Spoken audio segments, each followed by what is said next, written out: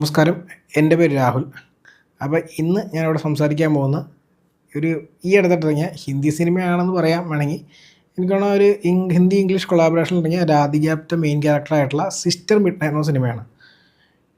ഈ cinema actually ഞാൻ ഭയങ്കര എന്താണെന്നൊന്നും എനിക്ക് അറിയില്ലായിരുന്നു. ഞാൻ ജസ്റ്റ് ബേസിക്കലി എന്തോ ഇതിൻ്റെ 2-3 സീൻസ് കണ്ടിട്ടുണ്ടെന്നല്ലാണ്ട് ട്രെയിലറാണ്. ട്രെയിലർ പോലും ഞാൻ മുഴുവൻ കണ്ടിട്ടില്ല.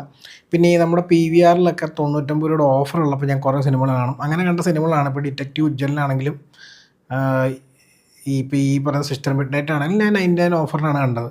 99 ഓഫറുണ്ട്. പിന്നെ ആ സമയത്ത് ഞാൻ ഫ്രീ ആണ് എന്നുള്ളത് നോക്കിയപ്പോൾ ഈ സിനിമയാണ് കണ്ടത്. രാധിക ആപ്റ്റെയുടെ സിനിമയാണ്. പിന്നെ കുറച്ച് വെറൈറ്റി ആയിരിക്കും അങ്ങനെ ഒരു തോട്ട് പ്രോസസ്സാണ്. ഞാൻ ട്രെയിലർ കണ്ടപ്പോൾ ഞാൻ വിചാരിച്ചൊരു പാവപ്പെട്ട എന്താ പറയുക ഒരു കുടുംബം ഒരു കല്യാണം 2 പേര് കല്യാണം കഴിച്ച് അവർ മുമ്പിൽ ഭയങ്കര ഉള്ളിലുള്ള സ്ഥലത്ത് ഒട്ടും സൗകര്യം ഇല്ലാത്തൊരു സ്ഥലത്തേക്ക് വരുന്നതും അവർ അനുഭവിക്കുന്ന കഷ്ടപ്പാടുകളും ഒക്കെ ഉണ്ടാവും. അങ്ങനത്തെ സിനിമയാണെന്ന് വിചാരിച്ച് കണ്ടൊരു സിനിമയാണ്. സത്യം പറഞ്ഞാൽ ഞാനൊരു കാര്യം പറയാം, എന്നെ ഞെട്ടിച്ചുള്ള സിനിമ. എനിക്ക് പേഴ്സണലി ഭയങ്കര നന്നായി വർക്കായൊരു സിനിമയാണത്. എല്ലാം കോമഡിയാണ്. ഈ സിനിമ ഒരു ഭയങ്കര ക്വിറക്കിയായിട്ടുള്ള സിനിമയാണ്. ഇതിൻ്റെ പ്രത്യേകതരം കോമഡിയാണ്. ഡാർക്കാണ് സിനിമ. എനിക്കൊരു പ്ലോട്ട് പറയണമെന്ന് എനിക്കറിയില്ല. കാരണം പ്ലോട്ട് പറഞ്ഞാൽ പിന്നെ എനിക്ക് കിട്ടിയ ആ രസം നിങ്ങൾക്ക് കിട്ടുമെന്ന് എനിക്കറിയില്ല. അപ്പോൾ ഇതിനകത്ത് സിനിമ തുടങ്ങുമ്പോൾ ഭയങ്കര സ്പീഡാണ് സിനിമ. സിനിമ തുടങ്ങുമ്പോൾ തന്നെ ഇവർ ട്രെയിനിൽ ട്രാവൽ ചെയ്ത് ഇവർ ഈ കല്യാണം കഴിച്ച ആളുടെ വീട്ടിലെത്തുന്നതും അത് കഴിഞ്ഞ് പുള്ളിക്കാരത്തി അവിടെ സഫക്കേറ്റ് ചെയ്യുന്നതുമാണ് ഇവർ ഫോക്കസ് ചെയ്യുന്നത്. അപ്പോൾ നമുക്ക് 15 മിനിറ്റ് നമുക്കും അത് നമ്മളെ ഓഡിയൻസിന് തന്നെ സഫക്കേഷൻ ഫീൽ ചെയ്യുന്ന രീതിയിലാണ് ഇവർ ആ ഒരു ഫസ്റ്റ് 15 മിനിറ്റ്സ് എടുക്കുന്നത്. പിന്നെ ഈ പതുക്കെ ട്വിസ്റ്റ് ചെയ്ത് ഇതിനൊരു അടിപൊളി ട്വിസ്റ്റ് ഉണ്ട്. ആ ട്വിസ്റ്റിലേക്ക് കയറുന്നതൊക്കെ അടിപൊളിയാണ്. അത് കഴിഞ്ഞിട്ടും ഭയങ്കര ഇൻട്രസ്റ്റിംഗ് ആണ് സിനിമ. ഒരു പ്രത്യേക സിനിമയാണ്. അതിനൊരു പെർട്ടിക്കുലർ ജീനറിലൊന്നും എനിക്ക് ലോക്ക് ചെയ്തിടാൻ പറ്റില്ല ഈ സിനിമേനെ. പക്ഷേ ഭയങ്കര രസമായിരുന്നു സിനിമ. രാധിക ആപ്റ്റെ ഒരു രക്ഷയുണ്ടല്ല. പുള്ളിക്കാരത്തിയാണ് സിനിമ മുഴുവൻ ക്യാരി ചെയ്യുന്നത്. ഇതിപ്പോൾ ഞാൻ ഇതിൻ്റെ ട്വിസ്റ്റ് പറയണോ വേണ്ടതെന്നുള്ളതാണ്. സംഭവം എന്താണെന്ന് വെച്ച് കഴിഞ്ഞാൽ സ്പോയിലറാണ്. ഇനി പറയുന്ന സ്പോയിലറാണ്. ഇതിനകത്ത് പുള്ളിക്കാരത്തി ഒരു സാധാരണ ഹൗസ് വൈഫ് പോലെ ജീവിക്കാമെന്നറിയാത്ത ഒരു നോർമൽ അല്ലാത്തൊരു പേഴ്സണാണ്. ഇപ്പോൾ നമ്മളെപ്പോലെ നോർമൽ അല്ല. അതുപോലെ തന്നെ ഭർത്താവും അതുപോലെ തന്നെ ആരോടും മിണ്ടാത്ത ഒരാളാണ്. അപ്പോൾ അതിൻ്റെ ഒരു സഫിക്കേഷൻ നമ്മൾ ചിലപ്പോൾ കാണിച്ചുകൊണ്ട് പുള്ളിക്കാരത്തിക്ക് വേണ്ടി വീട് ജോലി കണ്ടുപിടിക്കാൻ പോണതൊക്കെ ആയിട്ട് കുറച്ച് കാര്യങ്ങളൊക്കെ ഉണ്ട്. മുമ്പേ കാണിച്ചിരിക്കുന്ന രസമായിട്ടാണ്.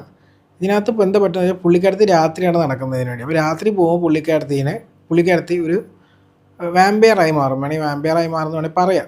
ചോര ഓടിക്കുന്ന ഒരു അതിനുകൊണ്ടാണ്. ഇതിന് വല്ല ഫോക്ലോർ ഉണ്ടോ എന്ന് എനിക്കറിയില്ല കേട്ടോ. അങ്ങനെ മാറും.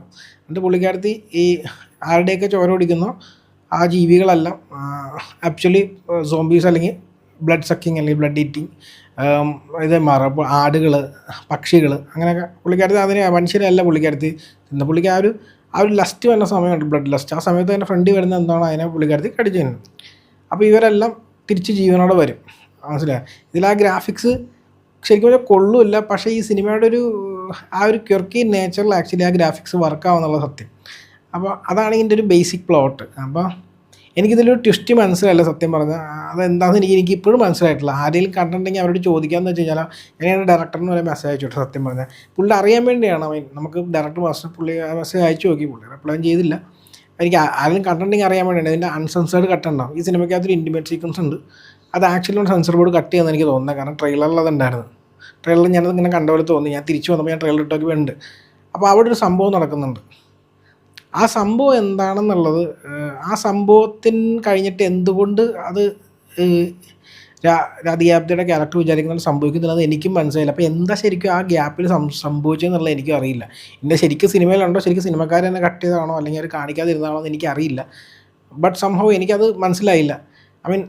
അതൊന്നും പക്ഷേ ഈ സിനിമയുടെ എനിക്ക് ഇഷ്ടപ്പെട്ടതൊന്നും മാറ്റുന്നില്ലെങ്കിലും സ്റ്റിൽ എനിക്കിപ്പോഴും അറിയില്ല അവിടെ എന്താ സംഭവിച്ചെന്നുള്ളത്. അപ്പോൾ ആരെങ്കിലും കണ്ടിട്ടുണ്ടെങ്കിൽ എനിക്ക് ചോദിക്കണം എന്നുണ്ട്. ആരെങ്കിലും കണ്ടിട്ടുണ്ടെങ്കിൽ താഴത്ത് കമൻറ്റ് ചെയ്യാം. അപ്പോൾ ഞാൻ ആൾക്ക് റിപ്ലൈ ചെയ്യാമല്ലോ എന്താ സംഭവം എന്നൊക്കെ.